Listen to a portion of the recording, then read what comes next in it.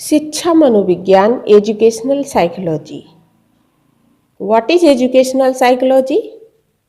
इसको समझने के लिए आवश्यक है कि सर्वप्रथम आप लोग समझें कि व्हाट इज साइकोलॉजी। क्या आप बता सकते हैं मनोविज्ञान क्या है? हाँ, मनोविज्ञान वह विज्ञान है जिसमें प्राणियों के व्यवहार और मानसिक प्रक्रियाओं का अध्ययन किया जाता है। Psychology is the science of behaviour and mental processes. अब आते हैं व्हाट इज एजुकेशनल साइकोलॉजी। शिक्षा मनोविज्ञान क्या है? शिक्षा मनोविज्ञान वह विज्ञान है या मनोविज्ञान की वह शाखा है जिसमें कि किसी विद्यार्थी के व्यवहार का शैक्षिक वातावरण के संदर्भ में अध्ययन किया जाता है। अन्य शब्दों में हम कह सकते हैं कि शिक्षा मनोविज्ञान व्यक्ति के शैक्षिक व्यवहार का अध्ययन करता है। तो ये व्यवहारात्मक मनोविज्ञान की एक शाखा है जिसमें मनोविज्ञान विषय के नियम, सिद्धांत और क्रियाविधि आदि को शिक्षा के क्षेत्र में यूज करने का प्रयास किया जाता है।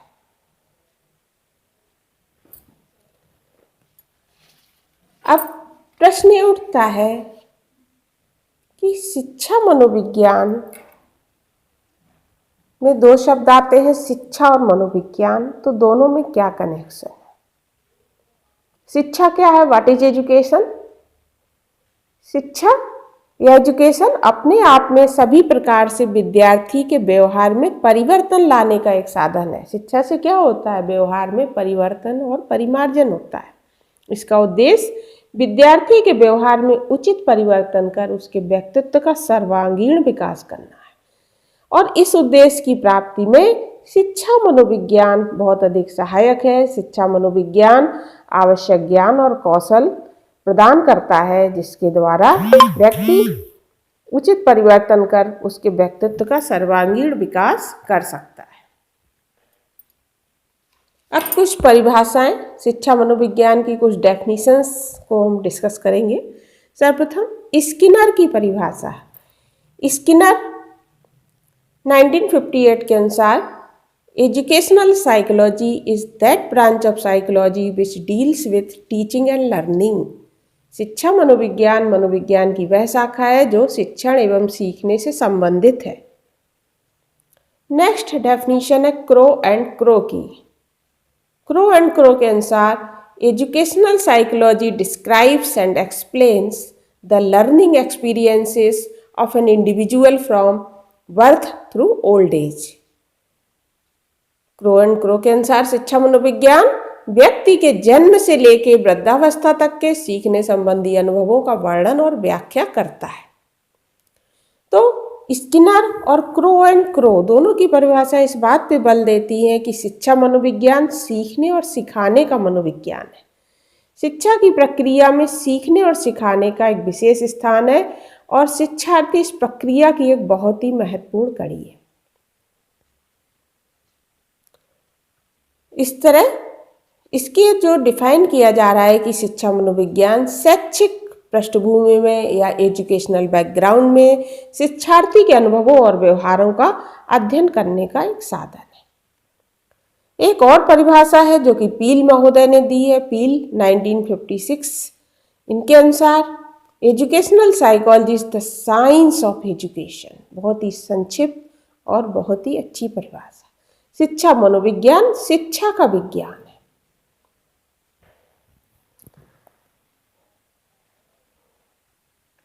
तो पील महोदय के वक्तव्य से स्पष्ट होता है कि शिक्षा मनोविज्ञान अध्यापक को उसके अपने विद्यार्थियों के विकास को समझने, उनकी क्षमताओं की सीमाओं और विस्तार को जानने और उनके सीखने की प्रक्रियाओं से अवगत होने में सहायता करता है। तो इस प्रकार शिक्षा मनोविज्ञान के कार्य की तुलना एक इंजीनियर से की जा सकती है। इंजीनियर क्या करता है? टेक्निकल एक्सपर्ट होता है जो कि अपने कार्य क्षेत्र से संबंधित कार्यों जैसे पुल और सड़क बनाना आदि के लिए आवश्यक ज्ञान, कौशल और तकनीकी जानकारी प्रदान करता है। इसी तरह से एजुकेशनल साइकोलॉजी शिक्षा के क्षेत्र में एक टेक्निकल एक्सपर्ट होने के नाते निम्नलिखित कार्यों के लिए आवश्यक जानकारी, सिद्धांत और नियम और विधियां प्रदान करता है।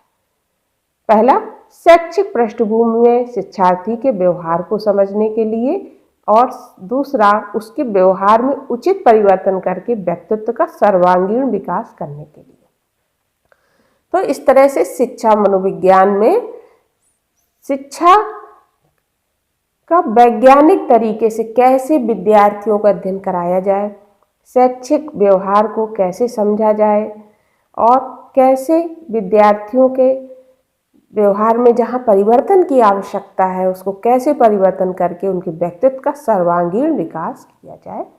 तो इस प्रकार स्पष्ट हुआ आपको कि शिक्षा मनोविज्ञान क्या है। अब next question, what is the nature of educational psychology? शिक्षा मनोविज्ञान की प्रकृति क्या है?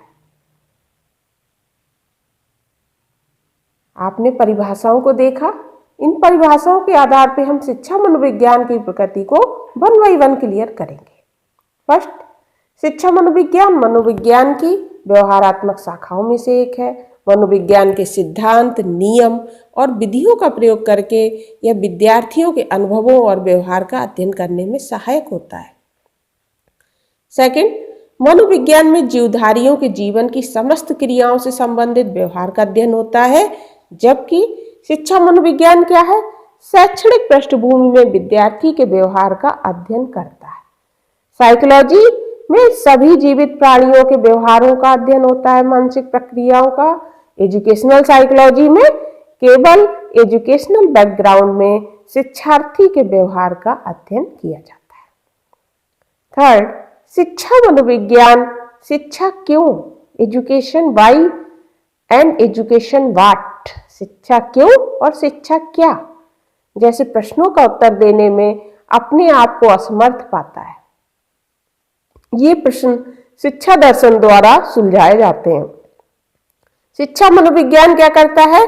विद्यार्थियों को संतोषजनक ढंग से उचित शिक्षा देने के लिए उचित जानकारी, कौशल और तकनीकी परामर्श, टेक्निकल एडवाइस देने का प्रयास करता है। नेक्स्ट, शिक्षा मनोविज्ञान की गिनती कलात्मक विषयों में की जाती है और विज्ञान विषय में यह निर्णय करने में कोई भूल नहीं की जानी चाहिए कि शिक्षा मनोविज्ञान को सभी दृष्टि से विज्ञान ही माना जाना चाहिए। क्यों? इसको विज्ञान का दर्जा क्यों दिया जा सकता है? क्यों विज्ञान कहलाने के लिए आवश्यक या किसी भी विषय को विज्ञान का दर्जा दिया जा सकता है अगर वो निम्नलिखित शर्तों को पूरा करता है। उसके पास तथ्यों का एक व्यवस्थित भंडार हो जिसकी सर्वमान्य नियमों और सिद्धांतों के माध्यम से पुष्टि की जा सके। शिक्षा मनोविज्ञान के सैद्धांतिक पक्ष में उसके पास व्यवस्थित और तर्कसंगत विषय वस्तु का एक ऐसा भंडार है जिसकी उपयुक्त प्रनियमों, सिद्धांतों और सामान्यीकरणों के द्वारा उचित रूप से पुष्टि की जा सकती है। सेकंड है, जिसमें सत्य की खोज पर जोर दिया जाता रहे। विज्ञान के प्रनियमों और सिद्धांतों की तरह ही शिक्षा मनोविज्ञान के जो नियम है, जो सिद्धांत है, थ्योरीज है, उसको पूरे विश्व में मान्यता प्राप्त है। और विज्ञान के सिद्धांतों की तरह शिक्षण के जो विभिन्न सिद्धांत है, शिक्षण के विभिन्न क्षेत्रों में व्यावहारिक रूप से उनको उपयोग में लाने का प्रयास किया जाता है। थर्ड, विज्ञान कहलाने के लिए एक शर्त यह भी है कि जो मात्र सुनी सुनाई बातों, रूढ़िवादिता और अंधविश्वासों पर विश्वास नहीं करता हो। तो शिक्षा मनोविज्ञान में भी अध्ययन और अनुसंधान करने में विज्ञानों की तरह तर्कसंगत, वस्तुगत और पक्षपात दृष्टिकोण का प्रयोग करते हुए वैज्ञानिक विधि का सहारा लिया जाता है। नेक्स्ट है, जिसका यह विश्वास हो कि प्रत्येक घटना के पीछे कोई ना कोई निश्चित कारण होता है। शिक्षा मनोविज्ञान भी विज्ञान की तरह इस बात पर विश्वास करता है कि प्रत्येक घटना और व्यवहार के पीछे कोई ना कोई विशेष कारण छुपे रहते हैं। नेक्स्ट है, जिसमें अध्ययन और अनुसंधान हेतु वैज्ञानिक विधि का प्रयोग किया जाता है। तो शिक्षा मनोविज्ञान में भी जो भी सिद्धांत या नियम बनते हैं वो एक बार परीक्षण, प्रयोग और निरीक्षण के आधार पर बनाए जाते हैं और उसमें भी परिवर्तन की पूरी आज़ादी शिक्षा मनोविज्ञान में रहती है। अगर प्रयोग और परीक्षणों के आधार पर नवीन जानकारी प्राप्त होने पे कोई नई बात सिद्ध हो जाती है तो जो इसके नियम है, सिद्धांत हैं और संग्रहित तथ्य हैं उनमें उचित परिवर्तन कर लिए जाते हैं। और नेक्स्ट है कि इसमें भविष्य कथन की क्षमता होती है। शिक्षा मनोविज्ञान में भी प्राप्त जानकारी के आधार पर आगे के बारे में भविष्यवाणी की जा सकती है। बालक की आगामी वृद्धि और विकास का मार्गचित्र बनाया जा सकता है, जो वातावरण उसे मिल रहा है, जो क्षमता है उसके आधार पे उसके पास है, उसके आधार पे बताया जा सकता है कि फ्यूचर में वो किस फील्ड में सक्सेसफुल होगा। तो इस तरह से कहा जा सकता है कि शिक्षा मनोविज्ञान की प्रकृति वैज्ञानिक है, इसलिए इसको विज्ञान कहा जा सकता है। Thank you.